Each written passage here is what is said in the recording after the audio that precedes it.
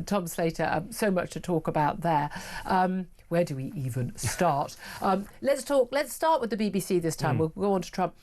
All these different reports. We've got Gregg Wallace resigning, being sacked last week over this BBC report, which hadn't been published yet. We're then getting reports from John Turode, his co-host of MasterChef, that he was asked to resign over a racist remark he may or may not have said back in 2018 or 2019 that wasn't said in a malicious way, and he apologised for it. It may have been lyrics of a song even, and being told he should blame mental health issues and refusing, saying, I don't even think I said it. And even if he did, frankly, get over it, everybody. But they're worrying about whether or not they should scrap the new series that's been filmed, or whether they should show it. Like we're going to Stalin-style wipe Gregg Wallace out of existence. It never happened. He never existed. Choosing to... well, let's face it. This was a private production company's report into a BBC show because they produced it. But that report was supposed to be out last Thursday, and then we were told it was Friday, and then it came out yesterday. Quite coincidentally, on the day that the BBC issued an internal report into whether or not they had breached editorial standards and guidelines in their Gaza documentary narrated by a Hamas official's son. Who knew whether this kid was a Hamas official's son? Who didn't know? Who knew? When did they know? Who didn't ask the right questions? Who didn't answer them? Who lied? So heads have to roll somewhere. Whether it's at the top, whether it's at the bottom, I don't know. I wasn't there. Ofcom have now said they're going to do a report, as people are saying this was an absolute whitewash. Tim Davie, the Director General, admits there are failings. We've still got that issue over the Bob Vylan death chance to the IDF at Glastonbury. A litany of failure. I would say a litany of failure every single day on BBC coverage of Gaza and Israel. Do you trust the BBC on any of these issues anymore? I mean, it's getting particularly difficult where Israel and Palestine are concerned, because you're absolutely right. The idea that the big story has become Gregg Wallace being an idiot, that's not exactly breaking news. I dare say that wasn't breaking news even before we found out the full extent Gregg of Wallace's his comedy repertoire. It's not as important as what's going on in Gaza. Absolutely. And it doesn't draw out as many questions about the state of the BBC. This is an HR issue to do with an independent production company. It implicates the BBC, of course. They have a tendency to underreact to these kinds of stories and then overreact later on. But surely a much more pressing question is that this is a journalistic institution in large parts. We are faced with covering and looking at a war of tremendous consequence, and yet time and again they're found not just to be biased, little one-eyed, little leaning towards one side, but actually giving vent to genuine prejudice, turning a blind eye to documentaries which are made in tandem with the son of a Hamas official, not even recognising any of this as a problem. And if this was one documentary, that might be excusable, but if you think the number of instances of BBC News just mindlessly repeating what has essentially turned out to be Hamas propaganda before correcting the record, by the time where it's correcting the record late. in a news in brief down here, even senior figures. Jeremy Bone. Is it Jeremy Bone? He was saying he does not regret reporting that Israel had bombed a hospital. Oh yeah, I'm not sure if that was Bone, but I remember the instance. It was very early on in the war, wasn't it? And there was this claim that Israel had shelled that Al-Ahi hospital. Turned out to be a rocket from Palestinian Islamic Jihad, one of the other and it hadn't jihadist actually groups. Hit the hospital. Exactly, and that. So all of the claims were lies. Exactly, it's one of those things where that lie is still getting around the world before the truth has got its boots on. People still think that actually happened. Goes. Exactly. Yeah. So these things are impossible but to the get BBC, I'm sure it was Bone. He does not regret. He doesn't regret it. And this is the sort of thing that makes people lose fundamental faith in the BBC, because this is about what it's supposed to do in terms of informing people, in terms of educating people. And it's not even that it's just making a mess of it. It's completely losing trust because of the fact that it has this willful blindness where anti-Israel bias is concerned, to put it lightly, and where full-blown anti-Semitism is concerned, to put it a bit more strongly, when you've got them beaming out to millions of homes, people chanting death to the IDF without even thinking a second thought about it. How do you get to that position is my question. Because if they'd been saying death to anyone else, they'd go, oh no, this is outrageous. I mean, as I said, if they'd misgendered a member of the IDF forces, that would have been taken off air. No, I mean, no. If Bob Vylan had questioned climate change as the biggest threat to the Earth and to the people of this Earth, they would have been taken off air, because that is actually BBC policy. Also, it was the middle of the afternoon. Like, even if there was someone chanting about some other slightly more straightforward conflict, shall we say, people say maybe this isn't the sort of thing we should be putting out at tea time on a Saturday. It's that kind of thing where, for whatever reason, common sense abandons them where this issue is concerned. I'm sure there's many people working in the BBC trying their best who are not guilty of these kinds of prejudices. But in total, you can't argue with the fact that there's a problem. And people contact me. I've spoken to some people who are really quite senior people, and some quite well-known names who are horrified by what is going. Some people who ostensibly have job titles, which you'd think, well, they have some power of this, and they feel this tidal wave of this. And this ties into this report commissioned by the Board of Deputies of British Jews, and we spoke to Penny Mordaunt, the former Tory Defence Secretary, who's a co-author of that report, about this anti-Semitism. I'm sorry, they're talking about public institutions. These are largely peopled by people on the left. We have a problem with racism in this country, and it ain't the far right, and it ain't people hating black people or Asian people. It ain't, it ain't that. What it is a problem with white people on the left hating Jews. That's your problem. The rise of anti-Semitism is a much bigger left-wing problem right now, and they need to talk about it. But I do find it fascinating with the focus again. And we were talking at the end of last week, Gregg Wallace. He's MasterChef's a big BBC show. Gregg Wallace is a well-known face, and people want to talk about that. And it's very interesting, that's been the focus today, not what I would consider to be much more serious, as you say, that's more of an HR issue. But it does tie into that whole thing. And as our caller pointed out, there have been so many scandals that kind of blended to one. You think Jimmy Savile onwards, not only Jimmy Savile, everyone knew he was dodgy and he was doing something that, and when Newsnight tried to do a show about him to expose him, it was basically shelved. And in fact, virtually all the producers working on that lost their jobs in the following year, whereas anyone who tried to cover it up promoted. We saw, the covering up of what Hugh Edwards was up to, not just the way he, sending tens of thousands of pounds to a vulnerable young man and asking for lewd photos, but also being very predatory with young junior men in the office. Utterly unacceptable behaviour in the modern workplace. The BBC doing reports about people doing that and being all judgmental about it, but allowing it in their workplace from a senior star because he was a star. Other cases I can't talk about because they're actually coming to court. Martin Bashir, a caller mentioned earlier, a man who used absolutely outrageous techniques to get blatant lies, forging documents to try and get Diana, Princess of Wales, into that BBC Panorama interview, which was, absolutely one of the hugest interviews of my lifetime. But he did it under false pretences, and very early on it was obvious to the BBC that they did know this was going on, and they covered it up. And this is what they do: they cover it up, they make excuses, and we've seen star after star after star, and this happened at other institutions as well.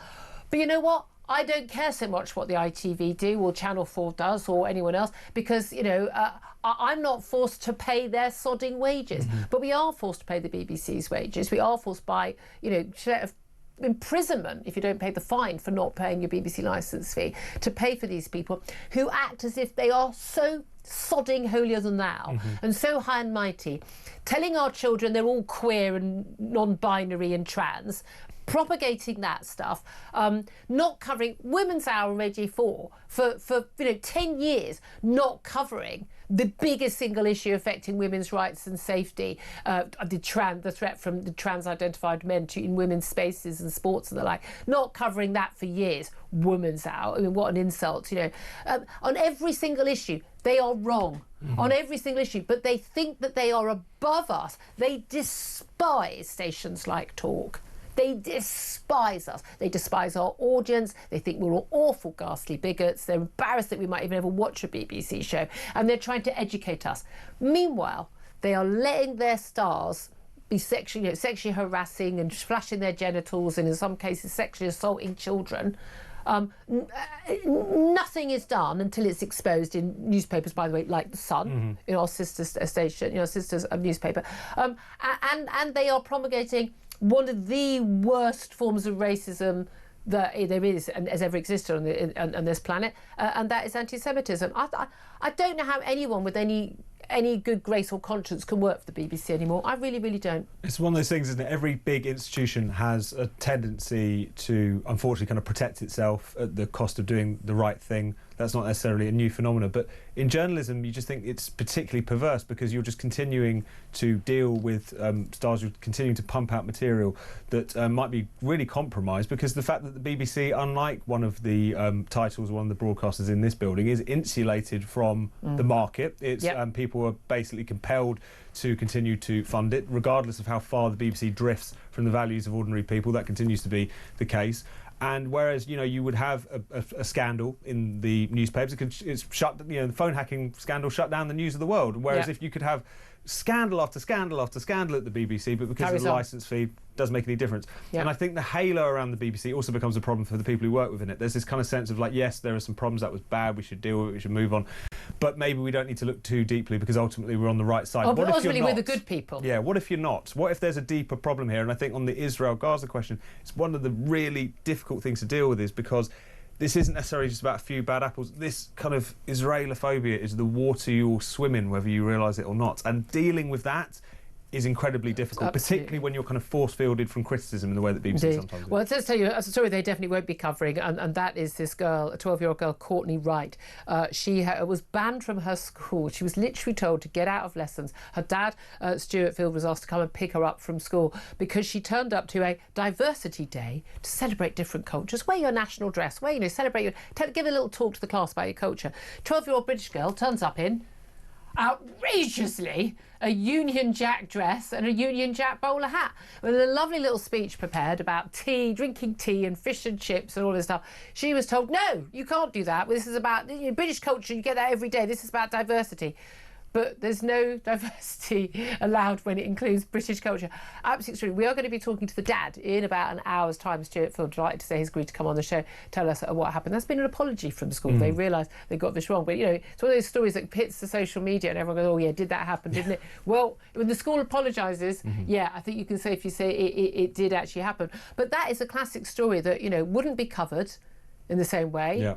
By the BBC, because everyone's probably racist or a bigot involved in that, aren't they? Because it involves the Union flag, and that's what they'll think. No, absolutely. I mean, this story is almost unbelievable. It does sound like something that you or I made up to have something to talk about. This morning it ticks all of the boxes, doesn't it, in terms of the intolerance from the supposedly tolerant people, this idea that we're supposed to celebrate our respective backgrounds, culturally or otherwise, and yet if you talk about Britishness, which is also, by the way, supposed to be the thing that binds us together, it's supposed to be the reason why people come to this country. Absolutely. And yet that is the thing that's verboten. I find it fascinating that in this case this was just the kind of natural knee-jerk response of the school, and then as soon as they get called out on it, they hastily apologise because it is ridiculous and obscene and all the rest of it. But why is that? I can't tell you how much I'd be suing the school for if it was me. I would have loyaled up so quickly. I can't tell you. It's a really fascinating kind of example of where we're at with this. If nothing else, this confusion about what it means to be in this country, what it is that's supposed to bind us together, what it is that we're supposed to be celebrating, and this weird contradiction, which is that supposedly each respective culture is supposed to be constantly emphasised, and difference is really important, or whatever. But they're all equal, except for when it comes to British culture, which is a bit embarrassing. Which is a bit embarrassing and something to be ashamed of. It really is extraordinary, isn't it? I thought our national culture now, and again, this is another ties with the BBC because they push this agenda every single day. You'd have seen the weather forecasts we've had, recently, and it's been hot. It's been quite unpleasantly hot at times because A, we're British, we're not made for it, and B, our homes are not designed for it because we're not used to having a lot of it. But we're having a load of warm summers. Let's face it, as soon as we all give in and buy aircon, we'll have a load of cold, rainy summers. You know that. I'm not buying aircon deliberately because I'd like to keep having warm summers, thank you, and having some nice time having a barbecue in the garden. But Ed Miliband, the Energy Secretary, has been accused, not surprisingly, of scaremongering in a campaign against net zero skeptics. He said that Tory MPs and Reform MPs who deny there is a climate crisis are actually are unpatriotic because this is the biggest single threat that faces this country. And of course, he's a big Labour donor, delightful Dale Vince, always halfway through a haircut, as Mike Graham always points out, has called for climate denial to be made a criminal offence. I mean, I think prison's going to be quite a laugh, though. That'd be a good bunch of sane people. Meanwhile, the government is going to give, mind-blowingly, really short of money, There's no money, we're going to have to put taxes up. Well, we were going to take away winter fuel allowance, 300 quid a year from people who were really struggling on low incomes as pensioners, but had to U-turn on that. We've really got troubles. They're going to give drivers up to £3,750 of your and my taxpayers' money to buy electric cars, but they're not allowed to buy the cheap electric cars from China. They're only allowed to buy more expensive electric cars. I mean, I'm not allowed to say the words I want to say on air because of Ofcom rules, but oh my beep, beep, beep. How insane is all of this? It's absolutely insane. And you can tell that they're on the back foot, that they're resorting to these, first of all, these because no one wants to buy them. No, exactly, these coercive taxes. Yeah. If electric cars were so wonderful, then you wouldn't have to have all of these subsidies, all of these inducements to make people buy them. The only places where it's you're actually seeing some growth in that market is people buying them for their fleet of cars to taxi people back and forth to the airport or whatever it is. Ordinary people are not buying them. Most of the car market is second-hand. Not only is there not a big second-hand EV market, but also they lose their value in massively, a tremendous way because of the way in which the batteries corrode. So all of these different things, clearly they're onto a loser, so they have to coerce. This stuff about criminalising quote-unquote climate change deniers, which just means anyone who disagrees with Ed Miliband and Dale Vince and their kind of apocalyptic fantasies that they indulge in. Again, if you were so sure of your arguments, if you were so convinced that this is the way forward, if you were so confident that if you make the case for the quote-unquote green transition, you can bring the country with you, you wouldn't be talking about throwing Nigel Farage in prison. I mean, it's just absurd, and it's authoritarian, and it shows you what I hope is the case, which is they know they're losing ground now.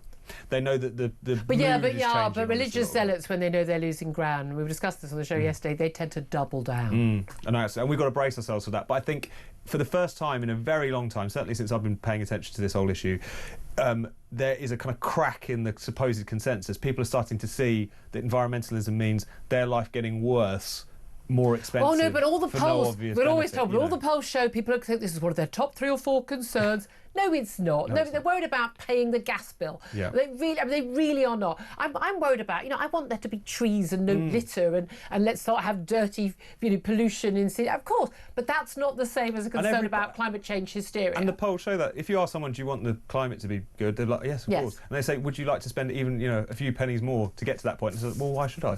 And rightly so. They know that we're a negligible amount of global emissions, so why should we? It's utterly pointless. And it won't make any difference to any climate change, which is happening as a result of natural changes in the weather, which happen over many, many millennia, centuries and decades and over years. And we see it because people aren't stupid. People are not stupid. They know what's going on. The vast majority of people don't buy into any of this madness at all. But it is just extraordinary. Again, the idea, if you have to shut down people who disagree with you, it's because your argument isn't strong enough. Again, I don't want to shut down people who have, for instance, a different view from me on the BBC or on anti-Semitism. I don't want to shut those people down. I do want the BBC not, or people that we were talking about that report into anti-Semitism, people not to be intimidating Jewish people in their daily lives. Yeah, absolutely. I was against shutting down those, what they are, what Suella Braverman had correctly identified as hate marches, because I'm like, no, people have a right to march there as long as they obey police rules. But when they insist on we need to go past synagogues and do it on a Saturday, then I think that's a different matter. And I think they are now blatantly hate marches and not, but I'm still inclined to allow things to go ahead, but I want the policing to be very, very clear that if you are shouting or having placards that clearly state things which are against the law, and Palestine, I support Palestine action, you can wear that T-shirt, you can wear that placard, hold that placard. At the end of the day, you will be breaking the law. You know that. Take the hit. That is the case. But as a general rule, I'm it's like the trans debate. They want to try and shut us down from saying facts like men can't become women and trans women are not women, they're men. If you try and shut down people, it's because you haven't got the facts on your side. We have the facts on our side, so we're quite happy to have the debate. But again, go back to the BBC. The BBC and Ofcom believe that climate change is settled science and there is no need to have both sides, and that anyone who questions any climate change policy or net zero policy or whether or not we are in a man-made climate crisis is the enemy of truth and should be shut down, or in the case of Dale Vince, a Labour donor, that we should be criminalised. That is a different thing altogether. It's nonsensical. The idea that anyone at Ofcom or BBC Verify or whatever it is that they're calling this has the kind of godlike right to proclaim what is and isn't true is absurd. All of these debates, Well, no debate is ever really closed. And no. on this one, we're not even just talking about science, we're talking about policy, we're talking Exactly. about people's lives, and that's what people want to if it was argue up to these people, then the sun would still be going round us, according to the science, cap T, cap S.